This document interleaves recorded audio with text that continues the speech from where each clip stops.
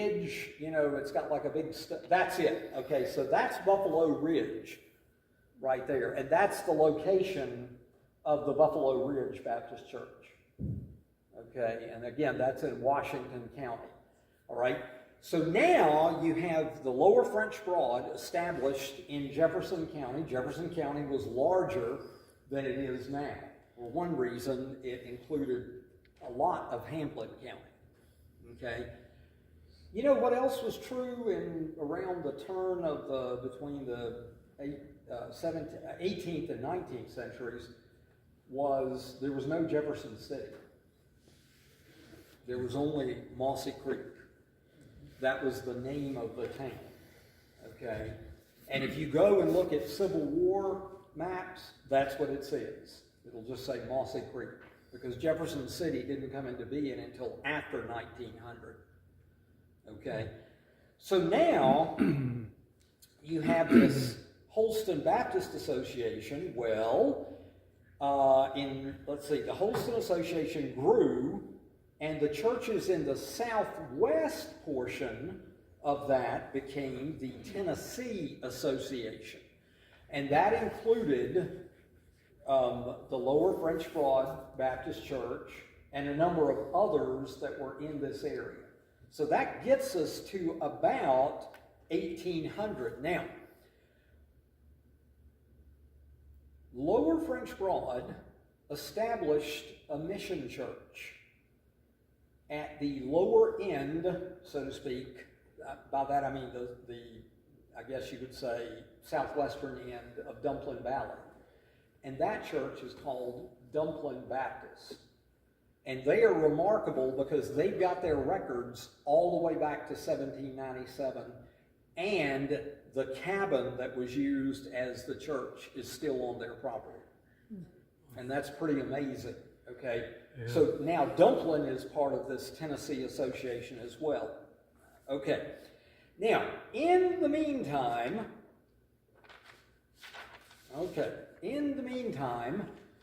the Baptist denomination is getting bigger and bigger throughout the country, okay? And the hotbed of it, now this will blow your mind, Diane Kermoody, okay? Hold on to your hat. Where do you think the hotbed of Baptist activity was around 1800? The answer is Philadelphia. Oh my. Wow. What? Yeah. No. I know. I feel the exact same way, Luann. Yeah. Philadelphia. Well, they've got the rudest, bunch of... Yeah. Oh my goodness. Yeah. How in the world did... Well, at any rate, that's what it was. And Philadelphia was where they founded the first National Baptist Convention.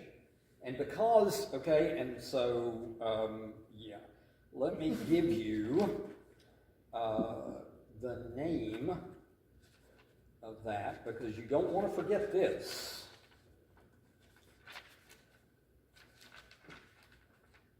You do not want to forget this. Is that Philadelphia? Is that north of the Mexican line? Oh yes. Well, you got to have a visa to get up there, right? Exactly. I would have to have one. And you better carry a weapon, right? Okay, so you can get out. Here it is. In 1814, now here are some names that you'll recognize, Roger. William Carey, missionary. Adoniram and Ann Judson, missionaries. Luther Rice, missionary. Funny story about Adoniram and Ann Judson, okay? They were Congregationalists when they were sent across the Pacific Ocean to go to Asia and spread the gospel. And while they were there, they met this William Carey and converted to being Baptist. So that's wild, okay? Well, all four of these people came back, and at their request, the first National Baptist Convention was established in Philadelphia, okay? Now you got to remember this, Ann. the General Missionary Convention of the Baptist denomination in the United States of America, I'm not finished, for foreign missions. Okay? Or the GMCBD USA for short. Okay? Was that going to work? No. They met every 3 years, and so it then became shortly thereafter the Triennial Convention. Okay? So that's the first National Baptist organization, and they actually hearkened back. Now listen to this. 1742 was the Philadelphia Confession. Okay? That was when the Philadelphia Confession was written, and pretty much all the churches around the early 1800s followed the Philadelphia Confession. Okay? Now that's something that I have to pause for a second and give some credit to Greg Lindsay, is he really knew about confessions and church history and the canonization of Scripture, things like that. Okay? So I did want to mention that. Now, this national organization was sort of loosely followed, but this Philadelphia Confession consisted of 32 articles, and I think if you read them now, you would still be, yeah, that's fine. It sounds reasonable, even though it came from Philadelphia. Okay. Now, by 1828, the Lower French Broad Baptist Church had established the Dumplin Baptist Church right around the turn of the century, and then the Dumplin Baptist Church had established a new outreach in a place called Rocky Valley. Okay? Guess which church that was? Rocky Valley Baptist Church. Okay? So that was their extension. Now here is where it gets weird. Because here is where a man named Duke Kimbrough comes onto the scene. And that is sort of a picture of him. He was a nested person, you know. He thought within himself, and I'm just kidding. Okay, imagine the picture. But Duke Kimbrough looks a little bit like Kenneth Massey, don't you think? Okay? And here's where he was ridiculous, okay? He pastored 5 churches at the same time. Everybody get that? Okay? So he was the main pastor at Lower French Broad. He was also the pastor at Dumplin. He was also the pastor at Rocky Valley. And in his spare time, he came up around 1828 and started a church called Mill Springs. Can you believe that? Okay? So he was getting around, and his title was elder, because that was one of the things that I read. In that time, the lead pastor was called the elder so-and-so. Okay? And so Duke Kimbrough not only did Mill Springs, he also did Antioch Baptist Church. And Antioch was founded 1 year after Mill Springs, down around Chestnut Hill. So think of covering Jefferson County on horseback. At that time, it is unfathomable how much he would have had to have traveled. And quite frankly, Randy, it sounds a little Methodist to me, doesn't it? Okay? I mean, that was the deal, because that's how I had always, heard about Methodist churches. There was a little one here and a little one there and a little one there, and the pastor would ride the circuit.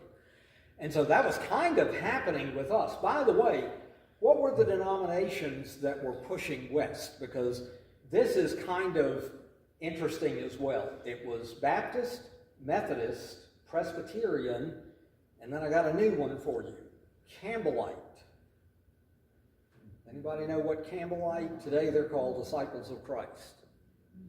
Okay, and it was William Campbell. That was their Not the General William Campbell from Southwest Virginia, but another William Campbell. And so those churches, Peggy, became like, Jefferson City Christian Church, all right? So they were all pushing west, and what was interesting was there was a desire not only to evangelize, and this is where the Baptists were, neck and neck with all the other ones, but there was also a desire to disciple people in the right way. You see what I'm saying? You didn't want to venture over into Presbyterian land. You didn't want to venture over into Campbell land and stuff like that. So there was a big push, not just to evangelize, but to disciple, to keep your people, and to create more churches. And so that's the idea behind Mill Springs. Mill Springs came up as a result of those 3 prior churches, and then Kimbrough went down and was pastoring Antioch at the same time. He pastored the same 5 churches for 13 years. He pastored Mill Springs for 14 years, from 1828 to 1842. Okay? And just a absolutely remarkable man. Now, here's the thing. We don't know exactly a lot about the very, very beginnings, of Mill Springs, but there's good evidence to suggest it was always right here, and I'll tell you my reasons for that, okay? Number one, as I told Miss Minor, earlier, the map that I have access to from 1890 has the church located in basically the same place